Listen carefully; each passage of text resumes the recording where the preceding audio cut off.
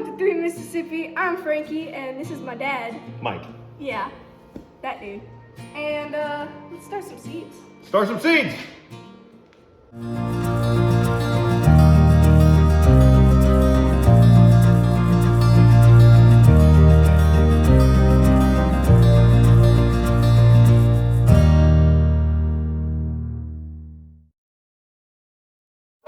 Guys, we love teaching you guys some new things about, how to be a little bit more sustainable, growing your own food. And one aspect of that is, of course, growing your own food, plant edition. So today we're going to talk about starting some of these seeds. Mike does all of the gardening with Frankie's help. I stick to the animal side of things because that is my skill set. But my animals and myself both appreciate how much he yields from the garden. It cuts down on your feed bill, it'll feed your family, and it's good stuff. You know what went into growing it, you know it wasn't sprayed with anything, and you can choose what you want to grow for your area. And getting started now is a perfect time. There is no time like today to start something like this where you can then start growing your own food and saving it for yourself for later, because that is what food banking is all about. But first, we gotta go grab some materials for the chicken coop from the hardware store. It's cold this morning. It was in the 20s last night, and I had to sit in the truck with the defroster on to get the ice off the windshield first. Time to go.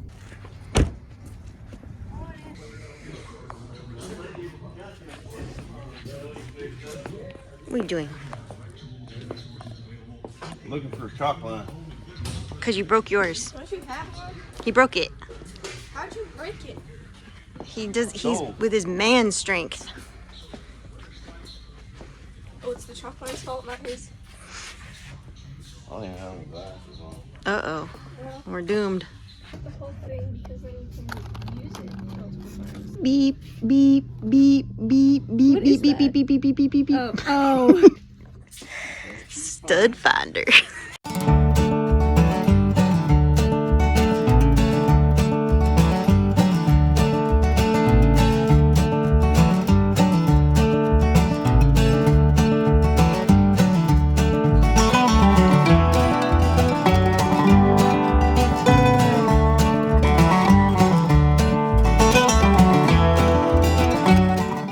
Well, got to charge the fit again. Didn't drive it because it was rainy, and I usually try to drive it about once a week, but when it's rainy, this is not my preferred vehicle for drivage. So got to charge her back up. Try to drive her over the next couple of days. Now it's not so muddy right now in between rains, and it's cold today, but it's beautiful out. Look at that. It's like 32 degrees, I think, right now, but it's beautiful.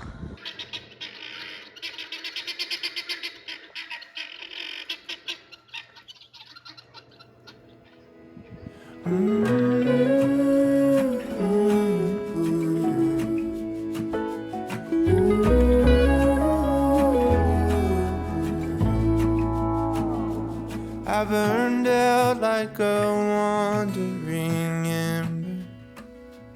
I shone bright, then my journey was over. What I sought when I ran was back where I began. No matter the rain, no matter the storm, I'm coming home. I'm coming home. Leave open the gate, don't turn off the light, I'm coming home.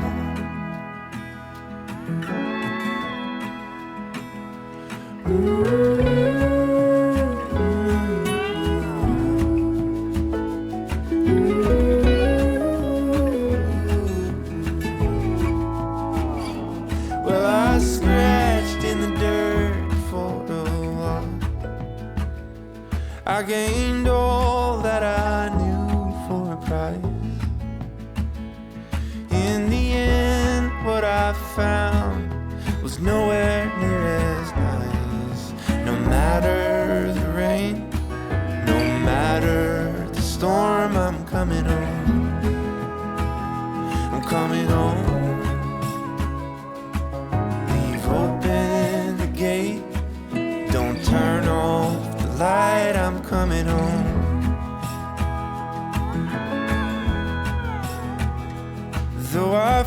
fought with my claws and teeth. Though I elbowed my way to a seat, there'd be no kind of peace like you beside me. No matter the rain, no matter the storm, I'm coming home. I'm coming home. Leave open the gate, don't turn off the light. I'm coming home. I'm coming home. Nothing's as it seems in the photo. Nothing is as sweet going solo. Nowhere I can ramble or roam could change my mind, could slow my coming home.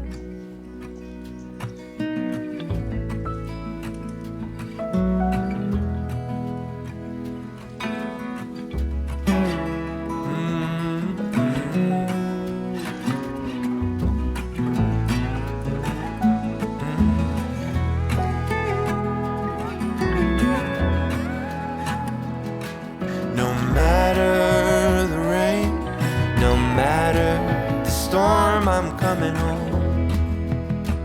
Oh, I'm coming home. Leave open the gate, don't turn off the light. I'm coming home. Come on, Bunk. I'm coming home. Come on. Come on. There's a good boy. Mr. Bunk. Hi, handsome. Yeah, he's a good boy. The baby. Surgery. It's a hosectomy. This was a brand new hose that we bought since we've been here. Yeah. And I don't know what happened. Somebody drove I over do. it with a tractor or something? What No, happened? I shot it with a BB gun. Oh, well, that'll do it. Why'd you do that? Well, I had some rats in the shop, and I didn't want to shoot them with a 22, so I came out to make sure the BB gun was sighted in, and I set a box down, and I shot the box, and all of a sudden I saw water squirting up behind it. Behind the box was this hose. Tried to fix it with electrical tape. How'd that work out for you? Well, It made like a sprinkler, I can tell you that. That part of the grass is really green. woo, it's cold out here. It is not My warm. fingers are freezing right now. Yep, it's cold. It's beautiful out though. Yeah. I mean, it's gorgeous out. Like all these buttercups blooming and... I think those are daffodils. Well, Beth said that in the South, they call them buttercups. But it's the same thing? Yes. Okay. But she said we don't call them daffodils, we call them buttercups. So we both get to be right. Yeah, but I'm just saying that's according to Beth. We don't say daffodil in the South apparently. At least not in this part of the South. In Mississippi, daffodils has too many syllables. So we say buttercup. Buttercup, daffodil. Buttercup. It's just math. But it's buttercup. Buttercup. Okay, so we turned it into two syllables. Daffodil. Just saying. Hey, you can say however you want. This was a really good hose. It's a bummer that I shot it. It was a really great dog. It's too bad I shot it. Poor old Yeller. Hopefully this works. Have you used hose kit repair things before and they've worked? Yeah. I mean, as long as you're not putting like the pressure of like a fire hydrant hose situation. 20 PSI. Yeah, I don't know. Let's see if I got the job done. Water on, slowly at the nozzle. I knew you were gonna say that. Let's see. I'm gonna stand back just because I already showered today. That's not working. That's worse. That's worse. You made it worse, babe. Good job. That's worse than it was. The electrical tape was doing a better job. Wow. It's like Old Faithful. That's terrible. It is terrible. Hose repair gone wrong, kids. Oh. Okay. See, Froggy. This is why we have a kid, because Mike was in charge of the birth Don't control. grab me that other hose in front of the garage, please. That's a mess. That's a mess. It should have worked, in theory. Well, that didn't work so pretty good at all. No. Was there like an step that you missed or an instruction that you didn't follow, or? I didn't read the instructions. Oh, well, okay. That's may have contributed to the fail. Ha! I fixed You it. fixed the leak? Fix it. You switched hoses. That's cheating. Don't shoot hoses, children. Don't shoot. Yeah, he shot it with a BB gun. It was not his finest moment. Wait. He was blaming this on an animal. No, the ones down at the strawberries were eaten by the animal. Why'd you shoot it with a BB gun? He didn't do it on purpose. See that chair? Yeah. I put a box on that chair. And then I shot that box with the BB gun from over there because I was trying to make sure the BB gun was sighted in before I went in the garage to shoot a rat. And I was standing up. You missed the rat too, didn't you? I hit exactly where I wanted to hit on the box. No. Then I went and missed killed the rat. No, I killed the rat. Oh, okay. But that's a different story. But you weren't paying attention to what was behind. But as soon the as I shot. pulled the trigger, all of a sudden water shot up. You weren't I paying realized- attention to the shot. I wasn't paying attention to my background, was I? Well, I'm about to get lectured by a 12-year-old. yeah, you know, Rightly so, apparently. trying to teach me I need to pay attention, and you won't even pay attention. Snap. Well, that's not good. We did have some mighty winds, and it looks like it blew the cover off the strawberries, so that's going to be something we'll need to deal with. We're going to investigate. Yeah, strawberries look like they got jacked up. We had a pretty good windstorm. It didn't tear the roof off my chicken coop, but looks like it tore the roof off my strawberries. Which you already repaired once after the last wind. Yeah. I'll tell you this, I'm definitely not happy about the kit that I bought for the frost protection, so there will not be a link in the description below. We do not recommend. Do not recommend this. 0 out of 10. Well, what do you think? Looks like your strawberries are dead. Well, that one has a leaf. Well, these are bare root strawberries, and they're supposed to die back. They're supposed to die back in the wintertime when it's cold. And then the idea is when it starts to warm up, we should get some new growth out of here. Some of these you can see some new growth already. Yeah. This is one variety. What's interesting is from here north is one variety, and from here south is another variety. And this variety looks to be doing a whole lot better than that variety. So that's interesting. So I don't know. Those over there may not do well, but these, I mean, we're definitely gonna get some strawberries because some of these are doing all right. So, but this hoop system, yeah, it's pretty much garbage. Every time we get a windstorm, these things just break and fling the frost protection off. So we will not be using these again next season for sure. I'll come up with something different. You see any mosquito babies? Well, I see little flies on there and schmegma, but Yeah. can I help you, sir? So, yeah, we've definitely had about 12 inches of water since the last time this was empty. Let's turn this upside down, Frank.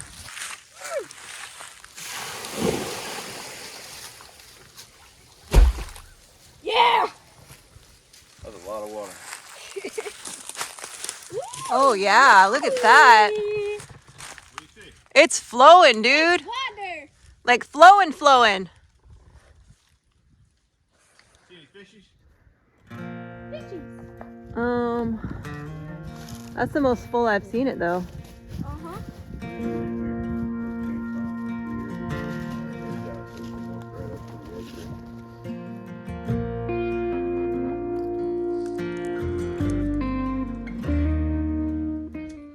So I got a little problem with irrigation down here. In the summertime, I'm gonna need to irrigate, and something likes to eat the irrigation. Look at that. Snack. So we ran irrigation, and I ran tape underneath of these market style beds, And then I got it all set up so that I could hook a hose up to it, turn it on, and irrigate these beds. And I came down here and something has just completely eaten the irrigation. So I don't know what the solution for that's gonna be. I know I need to fence this. I think I'm probably gonna run like some pretty small, like 1/2-inch hardware cloth around the bottom of the fence. Try to keep small things out of here, you know, if it's like skunks or whatever. But the problem is they climb, you know, so no matter what I put around here, I'm not gonna keep skunks, possums, raccoons out. I plan on keeping rabbits out, and I'm gonna do my best to keep deer out with a 3D fence. But, you know, if this is skunks or whatever, or bunko. I don't think it's bunko. I think it's like raccoons or something. could care less. Or Yeah, whatever it is, it likes plastic, and that's a real bummer because we have to definitely, we're gonna have to irrigate this in the summer, so we'll have to figure that out. Got a solution of hydrogen peroxide and water here, and we're just gonna rinse these real good.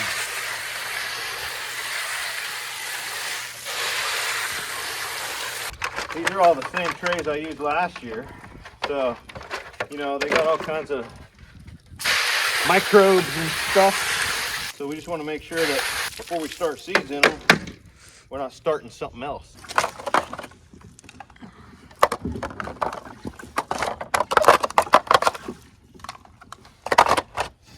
And this is my second year using some of these and my third year using some of them. I don't know which ones are 3 years old, or which ones are 2 years old, but I can tell you these things last pretty good. And these are all those Bootstrap Farmer ones, right? Yep. This is the weirdest ramen ever. Yeah, I'll just put a link to the Bootstrap Farmer's website, and you can kind of peruse around. I don't remember exactly which units I bought, and I don't know what's going to be best for you. So what we have right here, guys, is various pepper plants. I have 72 cells of peppers. I like to start these in a little bit smaller cell tray and then up pot them to these a little bit later. Now, peppers take a couple of weeks to germinate, and they need heat to germinate. So they also grow really slow, so it's important to get these peppers started early. If you have not started your peppers yet, by the time I post this video, you need to start them now. And you're gonna wanna start them in an indoor environment somewhere on a heat pad. What I have right here is actually a 20 by 48, okay? So I can put my 10 by 20 trays this way and put more trays on. Another option for you guys that are starting on a little bit smaller scale is a single 10 by 20 tray pad. Either way, these are not very expensive. I'll put some links to these in the description below, and get yourself whatever fits in whatever environment you're gonna start your seeds. Just a couple of grow lights and one pad and a 72 tray starter. Probably start, for a lot of you guys, a decent amount of seeds for whatever small garden you're doing. Now, we're doing a pretty large garden, so 72 pepper plants is probably barely enough for what I want to do. Today, we're going to start tomatoes. Those are the next one that I feel like needs to be started early. Some people will tell you to start, you know, your collards early and your okra early, and a lot of those things. I'm actually going to start direct sow in the ground. That's the way they used to do it in the old days, and that's the way we're going to do it. The tomatoes and the peppers I like to get a head start on, so we're going to start some tomatoes today. Yep. Let's do it. These cases right here, guys, I actually found, some other YouTuber found them first and I copied them. But they're actually, I think they're 5x7 or 4x5, whatever, photo cases. So I don't know how much longer they're gonna be available, because I don't know how much longer people are gonna be doing photos, but they work exceptionally well for holding your seeds and organizing them. So I highly recommend these. If I can find them again on Amazon, I'll put a link below. So let's talk about, we're gonna pull out some tomatoes. We have cherry tomatoes, we have slicing tomatoes, and we have Roma style or paste tomatoes. A couple things to think about before you decide what tomatoes you wanna grow. What do you wanna use them for, right? We like to make a lot of sauce, okay? So we need tomatoes that are good for making sauce. Sid loves tomatoes in her salads, so a couple types of cherry tomatoes are important to us. And then, of course, you always gotta have a couple of good slicer tomatoes in your variety. Now, some people will grow a lot of varieties of tomatoes. And over the last few years, I've been trying to shrink the number of varieties that I'm growing so that I'm getting plenty of a good kind of sauce tomato, plenty of a good kind of cherry tomato or two, and then, it's been hit or miss with the slicers, but we'll talk about that. The next thing you want to think about when you're choosing your tomato varieties is whether or not they are determinate or indeterminate. And it's going to tell you that right on the package. See how this package right here says indeterminate, okay? Now, here's another package that says right here on the back, determinate, okay? Now, let's talk about what is the difference between determinate and indeterminate tomatoes. Determinate means that these tomato plants are going to grow to their maximum healthy size, and then they're going to put out a whole bunch of tomatoes at a determinate time in the plant's life. And yes, you may get 1 or 2 tomatoes here or there after that, but essentially you get, for the most part, a single bumper crop off of that plant. An indeterminate tomato is going to pretty much evenly and consistently, depending on the weather and the soil nutrients, put out tomatoes throughout the growing season of the plant. Now, here's why both are important. If you're looking at slicer tomatoes or cherry tomatoes, or even a Roma style tomato that you like to use in small quantities here and there, indeterminate is really important so that you consistently have them throughout the season. But if you want to make a big batch of sauce, you need a bunch of tomatoes all at once. If you try to collect enough tomatoes off of your indeterminate plants and then hold them back until you get more, you may have tomatoes starting to go bad before you have enough to make a big batch of sauce. And we love to make sauce, so determinate tomatoes are super important. Now, I'm going with a couple of varieties of a sauce paste tomato. Martino's Aroma from Baker Creek is one that I really do like. I've grown it for a couple of years now. It is determinate. It's going to put out a lot of paste style tomatoes all at once. These are my favorite cherry tomatoes by far, and they are Sid's favorite cherry tomatoes. So I highly recommend you go to Baker Creek, and hopefully they have these, and get them. We also are doing the cherry buzz, okay, little red cherry tomatoes, and that's the only 2 cherries that I'm gonna do. Those are the 2 that we like. I've pared it down over the years. I've done the sunrise. I've done all kinds of different cherries. These are the 2 we like. Now, for slicers, how often do we do slicing tomatoes? Not that often, but when we do them, we want nice slicing tomatoes. Now, I've grown these for several years now, and they are not only a beautiful tomato, they're fun to watch grow in the garden. They taste amazing. And then I'm actually trying one this year for the first, because I haven't had success with the German and the Japanese black and the rest, several different slicing tomatoes that I have not had success with. So I'm trying this one this year for the first time. So these are going to be my 2 slicing tomatoes, and then I have 2 cherry tomatoes, and I have 3 varieties of sauce or paste tomatoes. And as soon as Frankie gets all this dirt put into these little pots right here, we're gonna plant some seeds. All right, so I have a 32 tray here, and I'm gonna do this entire tray in sauce / paste tomatoes. So you wanna make me some, I'm gonna do 4, 8, 12 of these guys here.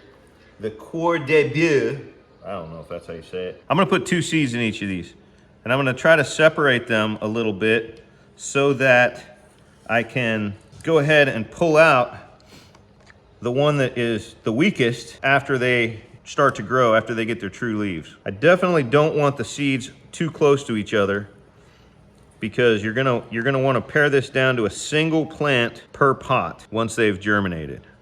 At the price of seeds today, you don't want to oversow And you want to make sure and get all of these back in there to use later.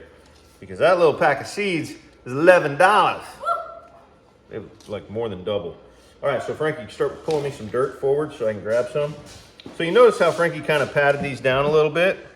What I'm going to do now is just sprinkle about a 1/4 inch of dirt on top of them and then pat them down again.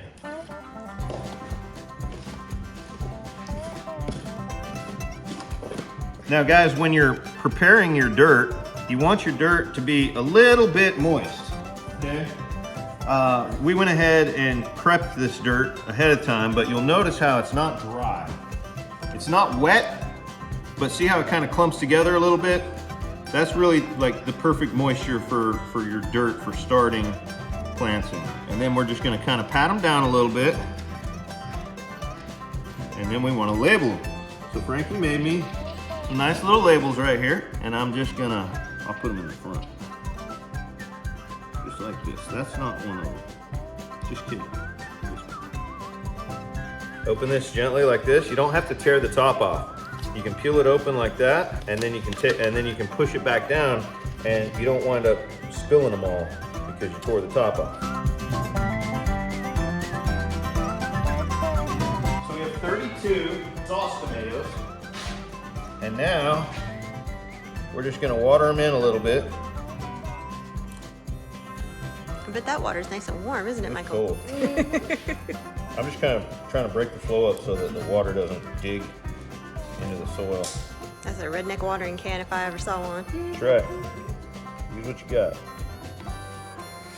Now you'll notice that this tray, I'll show you on this one, these little pots are sitting inside of this tray that holds them perfectly.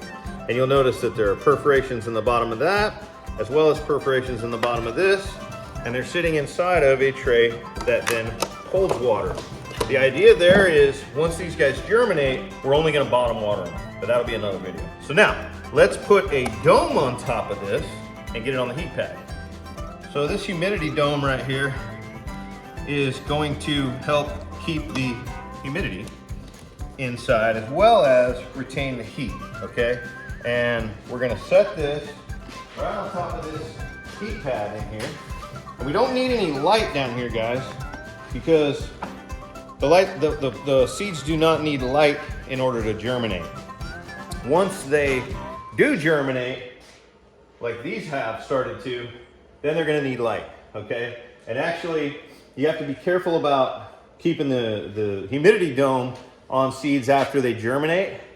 I actually pulled these off this morning and then I put it back on for a little while because of how cold it is. It's really cold right now. So I'm just trying to retain a little heat. I'm gonna pull it off again and allow some airflow and then maybe put it back on again for a little while. Just in the first couple of days while these seeds are kind of just have freshly germinated, you know, pepper plants and tomato plants neither like the cold. So keep that in mind. You want to make sure that you do not allow these seedlings to frost or freeze, or it's game over. You'll be starting over. We have a lot more seeds to get started today, but I think we have given you guys the gist of how we start our seeds here, which seeds I feel like you should be starting right now. Yeah, if you have questions, guys, put them in the description comment section. Yeah, the comment section. Don't put them in the description section because that means you've hacked our channel. Put them in the comments below. Ask us some questions. If we know the answer, we'll be happy to share. What else, Frankie? If you liked the video, make sure to like it and subscribe and click the bell so you can see when we post more stuff like this. And see you next time. My favorite word is and today. I'm sorry, Mom. Gonna have to edit that out. All right. When you bank your food, kind of like you bank your money. Bunko, these are not for you. Go put Bunko in the garage, please. Over that cat.